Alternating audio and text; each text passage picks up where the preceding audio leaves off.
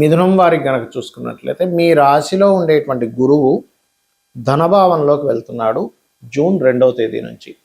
June 2 నుంచి November వరకు కూడా, ఆల్మోస్ట్ నవంబర్ 1 వరకు కూడా అక్కడే ఉంటాడు ధనస్థానంలో ఉంటూ.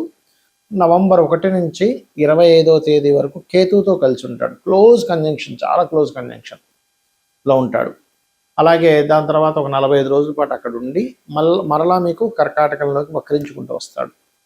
ఈ గురువు యొక్క సంచారం మూలంగా మీకు కలిగే ఫలితాలు ఏమిటి, ఏ దేవతారాధన చేసుకోవాలి, ఎటువంటి విషయాల పట్ల మీరు జాగ్రత్త వహించాలి అనేటువంటి అంశాలు చెప్తుంది నేనైనప్పటికీ చెప్పిస్తుంది సాక్షాత్ లలిత అమ్మవారిగా భావిస్తూ ఆ లలితాంబిక అమ్మవారి యొక్క అనుగ్రహం మీకు పరిపూర్ణంగా కలగాలని మనస్ఫూర్తిగా కోరుకుంటూ, ఇక్కడ గమనించినట్లయితే ధనభావంలోకి వెళ్ళేటువంటి గురువు, ఇంతకాలం మీకు గురువు రాశిలో ఉన్నందుకు కొంచెం జాబ్స్ వస్తూ ఒకవైపు జాబ్ సంబంధించిన స్ట్రెస్ ఉంటూ వివాహ సంబంధించిన స్ట్రెస్ ఉన్నటువంటిది కాస్త గురువు ఎప్పుడైతే 2లోకి వెళ్తాడో, ఈ లగ్నానికి పాప అయినప్పటికీ సహజ శుభగ్రహం కాబట్టి సహజంగా ఇచ్చేటువంటి కొన్ని శుభ ఫలితాలు ఉంటాయి. కాబట్టి మిథునం వారికి కొంత ధనపరమైనటువంటి విషయంలో అనుకూలత అనేటువంటిది ఏర్పడుతుంది, గుర్తుపెట్టుకోండి. అలాగే కొంత ప్రదేశం మార్పులు, చర్రాశుల్లో ఉంటున్నాడు కదా గురువు సప్తమాధిపతి కాబట్టి కొన్ని మార్పులు, ధనాభివృద్ధి, కుటుంబాభివృద్ధిని కూడా కలిగిస్తుంది. కాకపోతే ఎంతైనా కూడా ఈ గురువు శని రాహుల ఎనర్జీతో ఉన్నాడు కదా ఇక్కడ. కాబట్టి ఈ శని రాహుల యొక్క ఎనర్జీ వల్ల ఏం జరుగుతుంది అంటే, ఇక్కడ మీరు కొన్ని కుటుంబ వ్యవహారాల విషయంలో బయటికి ఒక రకంగా లోపల ఇంకో రకంగా, అంటే బయట మాత్రం కొంచెం అంత మంచిగా ఉన్నట్టు కనబడుతూ ఇన్నర్గా సైలెంట్ కోల్డ్ వార్ అంటుంటారు, అలా జరుగుతూ ఉంటుంది. అంటే మీ మీద మంచిగా మాట్లాడుతూ మళ్ళీ మీ వెనకాతలే గోతులు దవ్వే వాళ్ళు కొంతమంది రిలేషన్స్ ఏర్పడటం ఇట్లాంటివి జరుగుతూ ఉంటాయి. అయితే ఈ గురువు 3వ భావంలో ఎప్పుడైతే కేతువుతో కలిసి నవంబర్ 1 నుంచి 25వ తేదీ మధ్యలో ఉంటాడో, ఈ సమయంలో మాత్రం ఎట్టి పరిస్థితుల్లో మీరు వివాహ నిర్ణయాల విషయంలోని మరియు జాబ్ సంబంధించిన, అంటే మీరు ఏదైతే ఉద్యోగం చేస్తుంటారో ఆ యొక్క ఉద్యోగంలో అగ్రిమెంట్స్ చేసేటువంటి అంశాలలోని ఖచ్చితంగా జాగ్రత్త వహించండి. ఈ 25 రోజులు చాలా ముఖ్యమైనటువంటి అంశం. అలాగే వీలైనంత మటుకు ఆ సమయంలో కొంచెం అన్నదమ్ములతోని, అక్క చెల్లెలతోని, దాయాదులతోని ఏదైనా మాట్లాడేటప్పుడు అది కొంచెం జాగ్రత్తగా ఉండండి. వీలైనంత మటుకు ఈ సమయంలో 25 రోజులు కూడా దక్షిణామూర్తికి సంబంధించింది ఏదైనా వినడం మంచిది. దక్షిణామూర్తిది కానీ గణపతికి సంబంధించింది కానీ గుర్తుపెట్టుకోండి.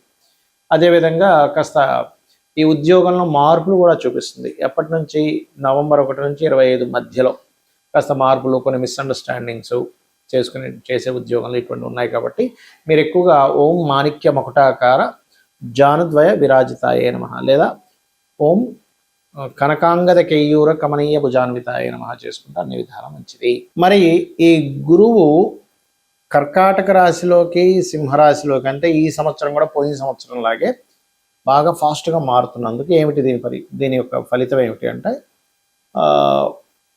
ఎప్పుడైనా గురువు గనక ఇలా మారినప్పుడు కొన్ని దేశాల నుంచి, కొన్ని రాష్ట్రాల నుంచి వలసలు వెళ్ళడం జరుగుతుంది. ఎందుకంటే జీవుడు జీవకారకుడు గురువు. అందుకని ఏంటి, దాని ప్రభావం ఏప్రిల్ మే నుంచే ఉంటుంది. జూన్ దాకా వెయిట్ చేయగల. మే నుంచే కొన్ని ప్రదేశాల నుంచి కొంతమంది కొన్ని వేల సంఖ్యలో జనాలు మారిపోవడం జరుగుతుంది దేశకాల పరిస్థితుల్లో, గుర్తుపెట్టుకోండి. రెండవది నీటి మూలంగా వచ్చే వైరస్లు, అంటే నీరు వల్ల వచ్చింది, సముద్రంలో పుట్టింది, లేకపోతే చెరువుల్లో పుట్టింది, నదుల్లో పుట్టింది అంటూ ఉంటారు. అటువంటి వైరసెస్ రావడానికి ఎక్కువ ఆస్కారం ఉంటుంది. కాబట్టి ప్రజలందరూ కూడా, ఎందుకంటే ఏమండి గురువు ఉచ్చస్థానంలో ఉన్నాడు కదా మంచిదే కదా అనుకుంటారు, అది నిజమే. కానీ గురువు యొక్క స్వరూపం ఎలా ఉంది అనేటువంటి చూడాలి.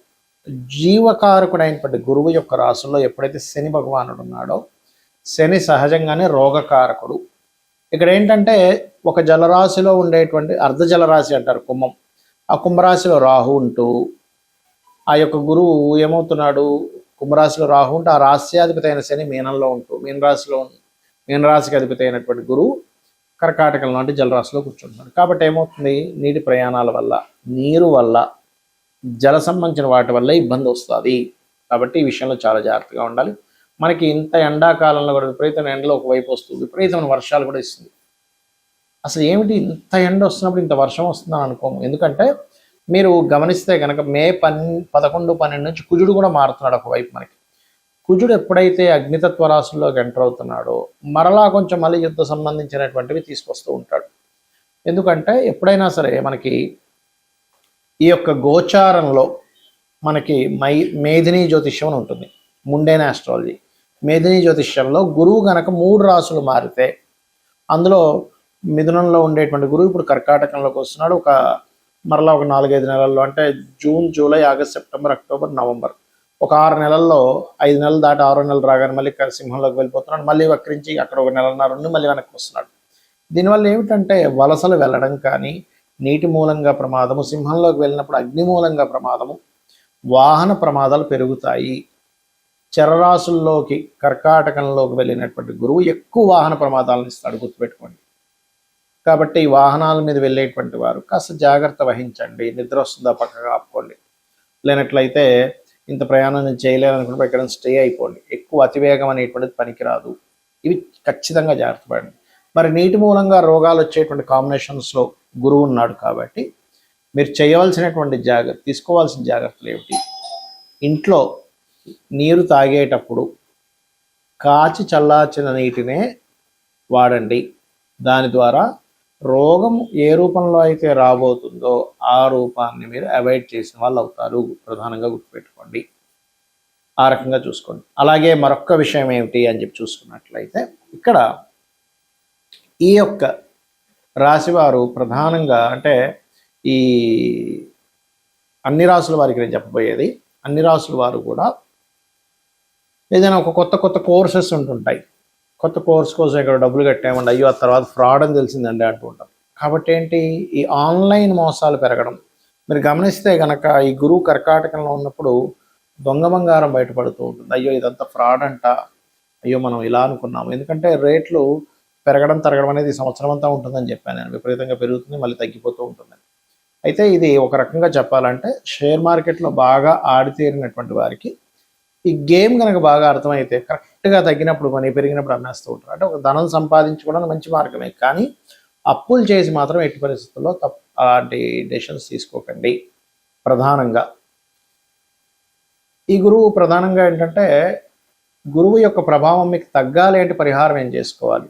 ఇక్కడ గురువు యొక్క ప్రభావాన్ని నెగిటివ్ వైపు తీసుకెళ్లేటువంటి గ్రహాలు శని రాహువులు అయ్యారు. కాబట్టి శనికి రాహుకి ప్రధానంగా దీపారాధన చేయండి. నువ్వుల నూనె ఆలయాల్లో దానంగా, అంటే మీరు ఇస్తూ ఉంటారు కదా దీపారాధన కోసమనో వంటల కోసమనో, అలా నువ్వుల నూనె ఇవ్వండి. నువ్వులతో చేసినటువంటి 4 ఉండలు లాంటివి మనకి తయారు చేసి అమ్మవారి దగ్గర పెట్టి దాన్ని ప్రసాదంగా తీసుకోవచ్చు. లేదా నువ్వుల ఉండలు, ఎన్నో ఉండలు తయారు చేసి వాటిని ఎక్కడైనా ఆలయంలో వచ్చి స్త్రీలకు పంచిపెట్టకూడదు. ఎందుకంటే ఎవరైనా ప్రెగ్నెన్సీతో ఉన్న స్త్రీ కనుక నువ్వులు ఉండ తిన్నట్లయితే ప్రెగ్నెన్సీ విచ్ఛిన్నం అవుతుంది. కాబట్టి అలా వారికి మాత్రం పంచిపెట్టకండి దయచేసి. అలాగే మరొక విషయం ఏంటంటే, ఈ గురువు ఒక రకంగా చెప్పాలంటే కొంత గ్రోత్ కూడా ఇస్తాడు కొన్ని విషయాలకి. విద్యారంగం సంబంధించిన విషయంలో గ్రోత్ అనుకోండి, లేనట్లయితే కొన్ని అంశాల్లో మంచి గ్రోత్ అనేటువంటిది జరుగుతుంది. కాబట్టి ఈ విషయంలో మీరు ఎవరైనా సరే గతంలో కొన్ని బ్యాక్లాగ్స్ ఉండిపోయాయి, మళ్ళీ నేను అది ఆన్లైన్ త్రూగా కంప్లీట్ చేసుకుందాం అనుకునేటువంటి వారికి మాత్రం కంప్లీట్ పాజిటివ్ ఫలితాలు ఇస్తారు ఇక్కడ. కాకపోతే కాస్త అధిక వర్షాలు, అధిక జలము, సునామీలు లాంటివి రావడం, నదులు ఆనకట్టలు కొన్ని కట్టవడం, తెగడం, ఒక్కోసారి మనం చూడండి విపరీతమైన వర్షం వల్ల ఆ మధ్య ఒకసారి విజయవాడలో ఒక రకమైన వర్షపాతం వచ్చేసింది. అసలు వీధులన్నీ నిండిపోయాయి.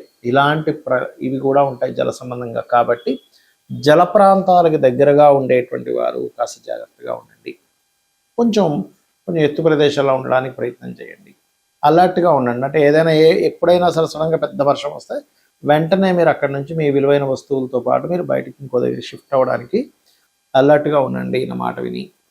అలాగే ఇక్కడ మరొక విషయం ఏంటంటే, ఈ సముద్ర తీరాల్లో సముద్రంలోకి చేపలు పట్టడానికి వెళ్ళేవారు, నదుల్లో చేపలు పట్టడానికి వెళ్ళేవారు ఎక్కువ వర్షం పడుతుందని ఏమాత్రం అనిపించినా కొంచెం ఆ సమయాల్లో అవాయిడ్ చేయండి దయచేసి.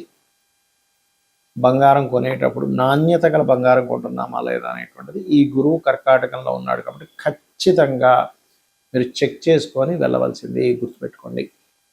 ఇక మీరు అందరూ కూడా చేయవలసింది చండీ పారాయణము, దుర్గా సప్తశతి, ఇవి కనుక చేసినట్లయితే గురువు ఇచ్చేటువంటి శుభ ఫలితాలు చక్కగా వస్తాయి. శ్రీమాత్రే నమః.